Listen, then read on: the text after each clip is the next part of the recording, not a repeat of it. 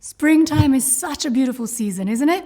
The longer days, the warmer weather, the flowers blooming, bird song, and the never-ending misery of seasonal allergies. You know what I'm talking about.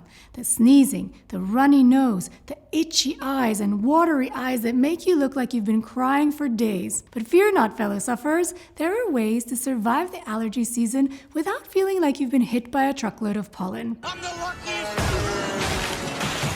So let's dive into our best recommendations for getting rid of hay fever naturally. Seasonal allergies, commonly referred to as hay fever, affect millions of people worldwide. It is caused by an allergic reaction to pollen and other environmental allergens. Allergy symptoms include sneezing, runny nose, itchy eyes, and congestion. Not fun. But the interesting thing about allergies, including seasonal allergies, is that they're not necessarily caused by pollen and other airborne allergens, but by an over-exaggerated immune response to these compounds. So with that in mind, let's delve a little deeper into the role of the immune system and its role in seasonal allergies. The immune system is a complex network of cells, tissues, and organs that work together to protect the body from foreign substances. It is developed in our first years of life and can be impacted by how we were born, whether we were breastfed or not, if we had pets, or were able to play outside in the dirt. Ever wondered why babies put everything in their mouths? Well, aside from seeking comfort with teething and having a sensory exploration of new objects, they're also teaching the immune system what is in their environment so that the immune system doesn't go nuts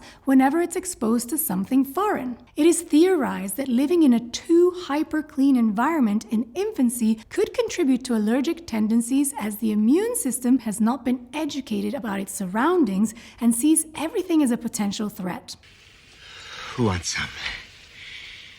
Who's next? Huh? How about it? Who wants some?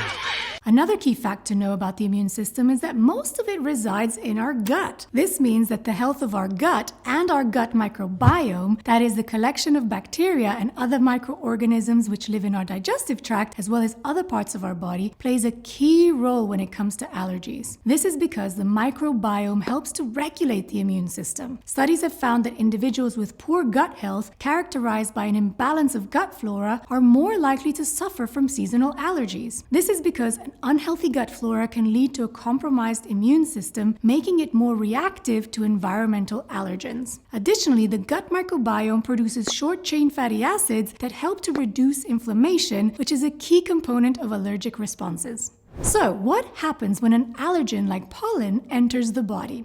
The immune system recognizes it as a foreign substance and produces an antibody which binds to mast cells. Now, mast cells are a type of white blood cell that are found in tissues throughout the body, especially in areas that are in contact with the environment, such as the skin, the lungs, and the digestive tract. When an allergen binds an antibody on the surface of a mast cell, it triggers the release of histamine. Now, if you suffer from hay fever, you may be familiar with the term histamine, as very popular medication for allergies are called antihistamines. Histamine is a chemical that is produced by the body in response to injury, infection, or allergens. It will cause the blood vessels to dilate, which leads to inflammation and increased blood flow to the affected area. This, in turn, causes the symptoms of an allergic reaction, such as sneezing, itching, and congestion. Histamine can also cause rashes, brain fog, anxiety, and digestive issues. Interestingly enough, women seem to be more likely to experience symptoms of histamine, and this could be caused by a hormonal imbalance, particularly if estrogen levels are high. Stay until the end, where we will go deeper into the subject of excess estrogen. Some women experience a worsening of symptoms during their menstrual cycle or during their menopausal years. What is the link there? Well,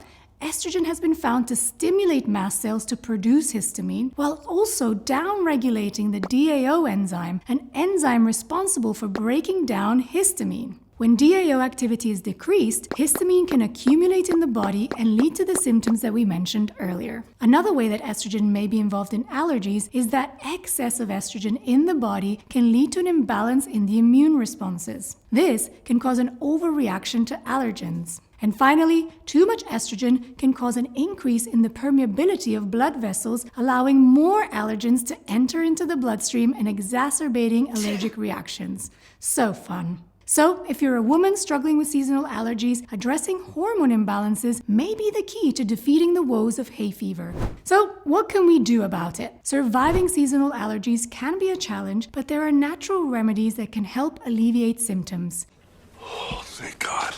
Here are some of my top recommendations. Optimize gut health. First and foremost, we want to look at our gut health and maintain a healthy balance in our gut flora. It is important to consume a variety of organic and seasonal fruits, vegetables, and whole grains, as these will promote the growth of beneficial bacteria in the gut. Fiber actually feeds the beneficial bacteria which are already in our gut, keeping them happy and healthy. On the other hand, a diet high in processed foods, refined sugars, damaged fats, and artificial sweeteners can negatively impact the microbiome by promoting the growth of harmful bacteria. Chronic stress can also disrupt balance in the gut flora, as can the overuse of antibiotics, which can kill off both harmful and beneficial bacteria. Consider supplementing with probiotics to further support a healthy gut microbiome. Look for probiotic supplements that contain strains of Lactobacillus and Bifidobacterium.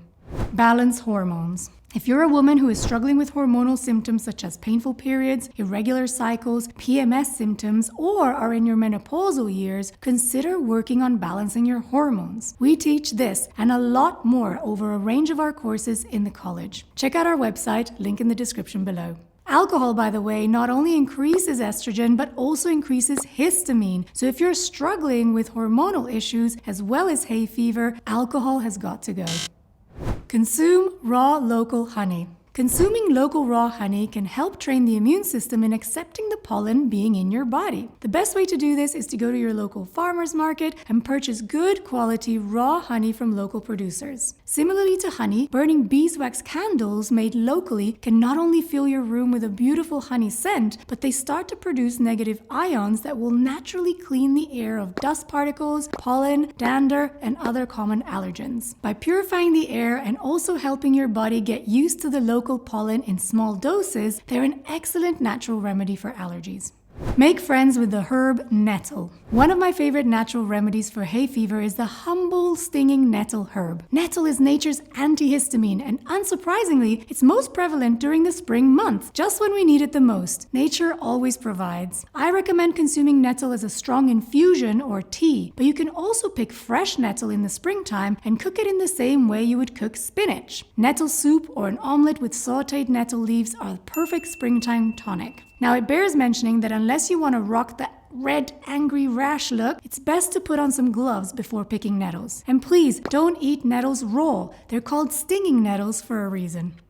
Eat quercetin-rich foods. Another compound which is great for allergies is quercetin. This flavonoid is found in many fruits and vegetables, including onions, apples, and berries, as well as green tea, garlic, broccoli, red grapes, tomatoes, and elderberry. It is highly anti-inflammatory and a powerful antioxidant, and can help improve hay fever by stabilizing mast cells and reducing the release of histamine. However, it is important to note that quercetin, especially if taken as a supplement, can interfere with estrogen detoxification. So women suffering with excess estrogen symptoms should use caution when supplementing with quercetin.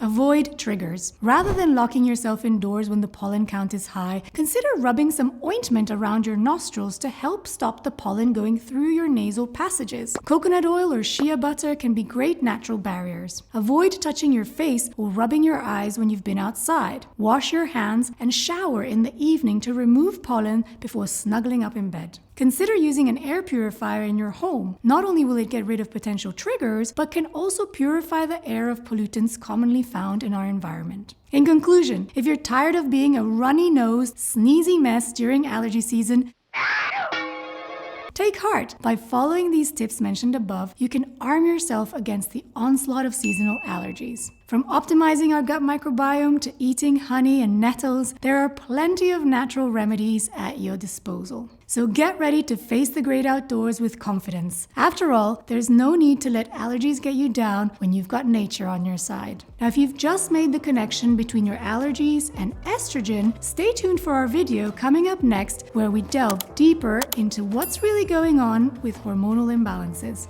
Until next time.